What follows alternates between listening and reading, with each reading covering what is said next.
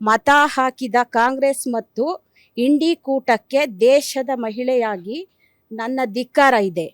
ಹಾಗೂ ನೀವು ಮತ ಹಾಕಿರುವುದು ದೇಶದ ಮಹಿಳೆಯ ವಿರುದ್ಧ ಅನ್ನೋದನ್ನು ನೀವು ಮರಿಬೇಡಿ.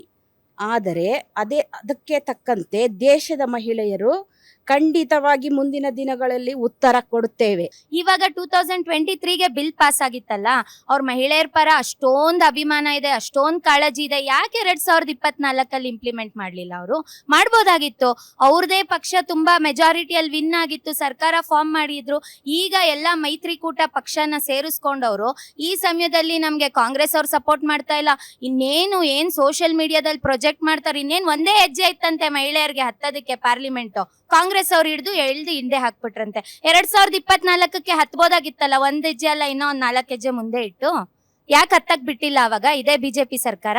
ಈ ಕಾಂಗ್ರೆಸ್ ಇದಾರಲ್ಲ, ಹಿಂಡಿ ಒಕ್ಕೂಟದ ಯಾರು ಸದಸ್ಯರಿದ್ದಾರೆ ಮೇಡಮ್, ಇದೇ ಮಿಶ್ರ ಸಮುದಾಯರು ಸಮಾಜವಾದಿ ಪಾರ್ಟಿ ನಾಯಕರಾದಂತಹ ಮುಲಾಯಂ ಸಿಂಗ್ ಯಾದವ್ ಅವರು ಹೆಣ್ಮಕ್ಳ ಬಗ್ಗೆ ಏನ್ ಮಾತಾಡಿದ್ದಾರೆ? ಓ ಲೋಗ್ ಲಿಪ್ಸ್ಟಿಕ್ ಲಗಾಕೆ ಹಾಕೆ ಇದರ್ ಬೇಟಾ ತೋ ಹಮ್ ಲೋಗ್ ಕ್ಯಾ ಕರೆ ಅಂದ್ರು. ಅದನ್ನೆಲ್ಲ ಇದೇ ಲಲ್ಲು ಪ್ರಸಾದ್ ಯಾದವ್ ಅವ್ರು ಹೇಳಿದ್ರು, ರೋಡ್ ಮೇ ನಾಚನೆ ವಾಲಾ ಲೋಗ್ ಹಾಕೆ ಸದನ್ ಮೇ ಬೇಟಾ ತೋ ಕ್ಯಾ ಕರೋ. ಅವರ ಮಹಿಳಾ ವಿರೋಧಿ ಅದೇ ಸಿ.ಟಿ. ರವಿ ಅವರು ಅದೇ ಆ ಸಭೆಯಲ್ಲಿ ಕುತ್ಕೊಂಡು ಹೆಣ್ಮಕ್ಳ ಬಗ್ಗೆ ಮಾತಾಡಿದಾಗ ಎಲ್ಲೋಗಿದ್ರು ಮೇಡಮ್ ಇವರು? ಅದೇ ಮುನಿರತ್ನಂ ಅವರು ಅದೇ ಹೆಣ್ಮಕ್ಳಿಗೆ ಮೋಸ ಮಾಡಿದಾಗ ಎಲ್ಲೋಗಿದ್ರು ಇವ್ರು ಕೇಳಕ್ಕೆ? ಇವಾಗ ಅದೇ ಮೀಸಲಾತಿ ಕೊಡಕ್ಕೆ ಕೇಳಕ್ಕೆ ಅಧಿಕಾರ ಇಲ್ವಾ? ನಾವು ಮಾತ್ರ ಕಾಂಗ್ರೆಸ್ ಅವ್ರು ಮಾತ್ರ ಪ್ರತಿಭಟನೆ ಮಾಡ್ಬೇಕು, ಹೆಣ್ಮಕ್ಳಿಗೆ ಮೀಸಲಾತಿ ಬೇಕು ಅಂತ ಅವ್ರಿಗೆ ಪ್ರತಿಭಟನೆ ಮಾಡಕ್ಕೆ ಅವ್ರು ಯಾರು ಹೆಣ್ಮಕ್ಳೇ ಇಲ್ವಾ? ಬಿಜೆಪಿ ಸರ್ಕಾರದಲ್ಲಿ JDS ಅಲ್ಲಿ ಯಾರು ಇಲ್ವಾ? ಮಹಿಳಾ ಮೀಸಲಾತಿಗೆ 33% ಕಾಂಗ್ರೆಸ್ ಅವರು ವಿರೋಧ ಮಾಡ್ತಾ ಇದ್ದಾರೆ ಅಂತ ಹೇಳ್ತಾ ಇದ್ದಾರೆ ಮೇಡಮ್. ದಯವಿಟ್ಟು ಮೀಸಲಾತಿನ ಒಂದೇ ತಗೊಬನ್ನಿ, ಮಧ್ಯೆ ಯಾಕೆ ಸೇರಿಸಿದ್ದಾರೆ ಮರಿ ವೆಂಕಟಣ್ಣ? ಇವತ್ತೇ ತನ್ನಿ ಮೇಡಮ್, ನಮ್ಮವರೆಲ್ಲ ಸೈನ್ ಮಾಡಿ ನಾವೆಲ್ಲ ಖುಷಿ ಪಡ್ತೀವಿ. ಇದನ್ನ ಅರ್ಥ ಮಾಡ್ಕೊಳ್ಳಿ, ಎಲ್ಲಾ ಮಹಿಳೆಯರು ದಯವಿಟ್ಟು ಅರ್ಥ ಮಾಡ್ಕೋಬೇಕು. ಕಾಂಗ್ರೆಸ್ ಅವ್ರು ಮಾಡ್ತಿದ್ದಾರೆ, ಅವ್ರು ಮಾಡ್ತಿದ್ದಾರೆ ಅಂತಲ್ಲ ಮೇಡಮ್. ಸೋನಿಯಾ ಗಾಂಧಿ ಅವರು ತಂದ್ರು, ಇವ್ರು ಹೇಳ್ತಾರೆ ಇಂದಿರಾ ಗಾಂಧಿ ಅವರ ಅವಾಗ ಏನ್ ಮಾಡ್ತಿದ್ರು ಅಂತ. ಎಲ್ಲರಿಗೂ ಕೊಟ್ರಲ್ವಾ? ಈಗ ಮೋದಿ ಸರ್ಕಾರದಲ್ಲಿ ತರ ಮೇಡಮ್ ಎಲ್ಲಾರ್ದು ಎಷ್ಟಿದ್ದಾರೆ ಅವ್ರದ್ದು ಸಪೋರ್ಟ್? ಮಾಡ್ಲಿ, ಅವರು ಇವತ್ತೇ ಮಾಡ್ಲಿ, ಒಂದಿನ ತಗೊಬಂದ್ ಮಾಡಿ. ಮಹಿಳೆಯರ ಮೇಲೆ ಅಷ್ಟು ಅಭಿಮಾನ ನಿಮ್ಗೆ, ಅಷ್ಟು ಪ್ರೀತಿ ವಿಶ್ವಾಸ ಇತ್ತು ಅಂದ್ರೆ ಇವತ್ತೇ ತಗೊಬನ್ನಿ. ಸ್ವತಂತ್ರ ಬಂದ ನಂತರ ಅಧಿಕ ವರ್ಷಗಳು ಅನೇಕ ಸಮಯ ಇದ್ದಿದ್ದು ಕಾಂಗ್ರೆಸ್ ಸರ್ಕಾರ. ಈ ಸರ್ಕಾರ ಇದ್ದಾಗ ಸ್ವತಂತ್ರ ಬರೀ ಪುರುಷರಿಗೆ ಮಾತ್ರನಾ? ಮಹಿಳೆಯರಿಗೂ ಸ್ವತಂತ್ರ ಅವಾಗಿನಿಂದಲೇ. ಮತ್ತೆ ಮೆಜಾರಿಟಿ ಮೋರ್ ದ್ಯಾನ್ 400 ಅನೇಕ ಬಾರಿ ಸಿಕ್ಕಿದೆ. ನೆಹರು ಅವ್ರಿಗಿರ್ಬೋದು, ರಾಜೀವ್ ಗಾಂಧಿ ಅವ್ರು ಇರ್ಬೋದು.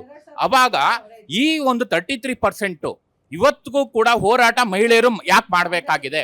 ಒಂದು ಪ್ರಶ್ನೆ. ಮತ್ತೆ ಇನ್ನೊಂದು, 66 ವರ್ಷಗಳೇ ಆದ್ರೂ ಕೂಡ 2014ವರೆಗೂ ಅಧಿಕ ವರ್ಷಗಳು ಕಾಂಗ್ರೆಸ್ ಸರ್ಕಾರ ಇದ್ರೂ ಕೂಡ ಗ್ರಾಮೀಣ ಭಾಗದಲ್ಲಿ ಮಹಿಳೆಯರಿಗೆ ಶೌಚಾಲಯಗಳು ಇರಲಿಲ್ಲ. ಇನ್ನ ಅಸೆಂಬ್ಲಿಲಿ ಪಾರ್ಲಿಮೆಂಟ್ ಅಲ್ಲಿ ಸ್ಥಾನಗಳು ಕೊಡ್ತಾರ? ಹಾಗೆ ಇಷ್ಟು ಡಿಲೇ ಯಾಕೆ ಮಾಡಿದ್ರು? ಕೊಡ್ತೀವಿ ಅಂತ ಎಲೆಕ್ಷನ್ ಟೈಮಲ್ಲಿ ಮಾತ್ರ ಪ್ರಾಮಿಸ್ ಮಾತ್ರ ಇತ್ತು. ನಾರಿ ಶಕ್ತಿ ವಂದನ್ ಅಂತ ಇವರು ಒಂದ್ ಲೈನ್ ಹೇಳ್ತಾರೆ ಮೇಡಮ್. ಇವತ್ತು ಮಣಿಪುರದಲ್ಲಿ ಹೆಣ್ಣು ಮಕ್ಕಳ ಸ್ಥಿತಿ ಏನಿದೆ, ಅದಕ್ಕೆ ಮೋದಿ ಅವರು ಇವತ್ತಿಗೂ ಸಹ ಹೋಗಿ ಆ ಹೆಣ್ಣು ಮಕ್ಕಳ ದೌರ್ಜನ್ಯಗಳು, ಅದಲ್ದೇನೆ ಸಾಕಷ್ಟು ಹೆಣ್ಣು ಮಕ್ಕಳು ಭಾರತದಲ್ಲಿ ದೌರ್ಜನ್ಯಕ್ಕೆ ಒಳಗಾಗ್ತಿದ್ದಾರೆ. ಅವರಿಗೆಲ್ಲ ವಂದನೆ ಮಾಡ್ಲಿ ಮೇಡಮ್. ಪ್ರಧಾನಿಗಳು ದೇಶದ ಹೆಣ್ಣು ಮಕ್ಕಳನ್ನು ಕಾಪಾಡಕ್ ಆಗದೆ ಇರೋರು ಇವ್ರು ಯಾವ ಮೀಸಲಾತಿ ಕೊಡ್ತಾರೆ? ಪರ್ಸೆಂಟೇಜ್ ಬಗ್ಗೆ ಮಾತಾಡಿ, ಅದ್ರ ಬಗ್ಗೆ ಹೇಳ್ಬೋದು. ನಿಮ್ದು ಮಹಿಳಾ ಮೀಸಲಾತಿ ಬಗ್ಗೆ ಮಾತಾಡಿ, ಭಾಷಣ ಪರ್ಸೆಂಟೇಜ್ ಬಗ್ಗೆ ಮಾತಾಡ್ತೀರಾ?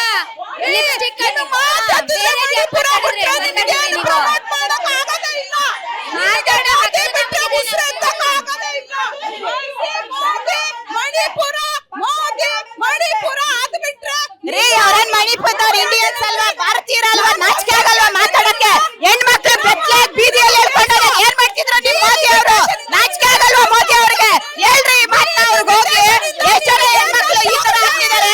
ಅತ್ಯಾಚಾರಿಗಳನ್ನೆಲ್ಲ ಪಾರ್ಟಿಗೆ ಸೇರಿಸ್ಕೊಳ್ತಾರೆ, ಭ್ರಷ್ಟಾಚಾರಿಗಳನ್ನೆಲ್ಲ ಪಾರ್ಟಿಗೆ ಸೇರಿಸ್ಕೊಂಡು ವಾಷಿಂಗ್ ಮಿಷಿನ್ ಅಲ್ಲಿ ತೊಳಿತಾರೆ. ಅವರ ಭಾರತೀಯ ಹೆಣ್ಮಕ್ಳಲ್ವಾ?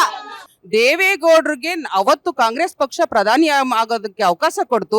ಆದ್ರೆ ಇವತ್ತಿನ ಬಿಜೆಪಿ ಪಕ್ಷ ಅವರ ಲೆಟರ್ಗೆ, ಅವರ ಪತ್ರಕ್ಕೆ, ಮಹಿಳಾ ಪರವಾದಂತ ಒಂದು ವಿಚಾರಕ್ಕೆ, ಅವರ ಪತ್ರಕ್ಕೆ ಒಂದು ವಿರೋಧವನ್ನು ವ್ಯಕ್ತಪಡಿಸಿ ಯಾವುದೇ ಮಾನ್ಯತೆಯನ್ನು ಕೊಡದೇನೆ, ಯಾವುದೇ ಉತ್ತರವನ್ನ ಕೊಡದೇನೆ ನಮ್ಮ ಮಾಜಿ ಪ್ರಧಾನಿಗಳಾದಂತ ದೇವೇಗೌಡರಿಗೆ ಅವಮಾನ ಮಾಡಿದ್ದಾರೆ.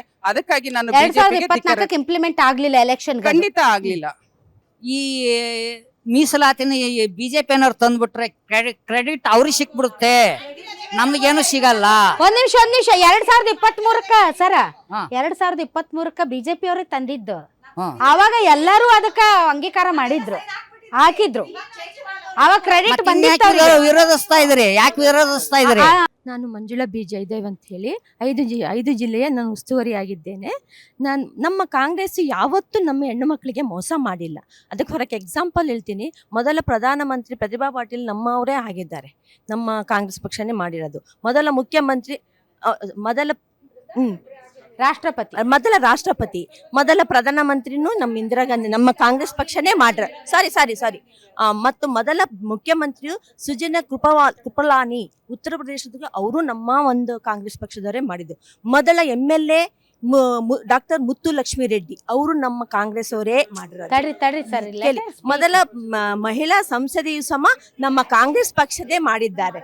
ಹಾಗಿದ್ದಾಗ 1952 ಅಲ್ಲಿ ನಮ್ಮ 22 ಮಹಿಳೆಯರನ್ನ ಅವರು ಸೆಲೆಕ್ಟ್ ಮಾಡಿ ಕಳಿಸಿದರು. ಅಂತರು ನಮ್ಮ ಹೆಣ್ಣು ಮಕ್ಕಳ ಬಗ್ಗೆ ಹೆಂಗೆ ಆಪೋಸ್ ಮಾಡಕ್ ಸಾಧ್ಯನೇ ಇಲ್ಲ.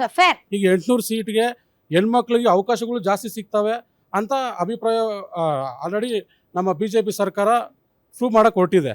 ಆದ್ರೆ ನೀವೇನ್ ಮಾಡಕ್ ಹೊರಟಿದ್ದೀರಾ? ಅದನ್ನ ಹಿಂದೆ ತೆಗಿತಾ ಇದ್ದೀರಾ, ಮತ್ತೆ ಅದಕ್ಕೆ ವಿರೋಧ ಮಾಡ್ತಾ ಇದ್ದೀರಾ. ಈ 543 ಸೀಟಲ್ಲಿ ಈ ಜುಲೈನಲ್ಲಿ ನಡೆಯುವ ಮಳೆಗಾಲದ ಅಧಿವೇಶನದಲ್ಲೇ ನಮಗೆ 33% ಬಿಲ್ ಪಾಸ್ ಆಗೋ ರೀತಿಯಲ್ಲಿ ಈ ನಾಟಕಗಳು ಏನ್ ಮಾಡ್ತಾ ಇದ್ದಾರೆ ಈ ಮೋದಿ ಸರ್ಕಾರ, ಅದೆಲ್ಲ ಮಹಿಳೆಯರಿಗೆ ಸ್ವಲ್ಪ ಎಜುಕೇಟ್ ಮಾಡಿ ಈ ರೀತಿ ಕನ್ಫ್ಯೂಸ್ ಮಾಡ್ತಾ ಇದ್ದಾರೆ. ಈ BJP ಸಂಸರಿದಿರಲ್ಲ, ಅಮಾವಾಸ್ಯೆ ತೇಜಸ್ವಿ ಸೂರ್ಯ, ಆ ಮನುಷ್ಯನೇ ಹೇಳಿದ್ದು ಈ GBA ಇದಕ್ಕೆ ತಂದಿಬಿಟ್ರು. GBA ಡಿಮಿಲಿಟೇಷನ್ ಮಾಡಿದ್ದಾರೆ. ಈ ಮೋದಿ ಅವ್ರು ತಂದಿರ್ತಕ್ಕಂಥ ಡಿಲಿಮಿಟೇಷನ್ ಜೊತೆಗೆ ಈ GBA ಕನೆಕ್ಟ್ ಮಾಡಿ ಜನರಿಗೆ ಕನ್ಫ್ಯೂಷನ್ ಮಾಡ್ತಾ ಇದ್ದಾರೆ.